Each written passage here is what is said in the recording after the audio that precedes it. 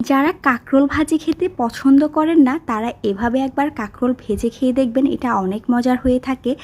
এখানে আমি কিছু কাঁকরোলকে চাকচাক করে কেটে আমি ভালো করে ধুয়ে পানি ঝরিয়ে নিয়েছি। অন্যদিকে কড়াইতে তেল গরম করে এর মধ্যে পেঁয়াজ আর রসুন বাটা দিয়ে একটু কষিয়ে নিচ্ছি। চুলার আঁচটা আমি মিডিয়ামে রেখেছি।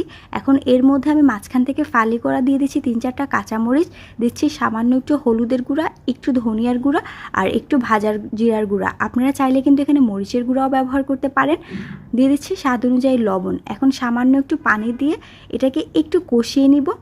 কষানো হয়ে গেলে কেটে রাখা কাঁকরোলগুলোকে দিয়ে আমি একসাথে নেড়ে চেড়ে একটু মিশিয়ে দিচ্ছি। আপনারা চাইলে কিন্তু এই ভাজিটার মধ্যে আলু কিংবা চিংড়ি মাছ দিতে পারেন, এতে করে কিন্তু আরও বেশি মজার হবে।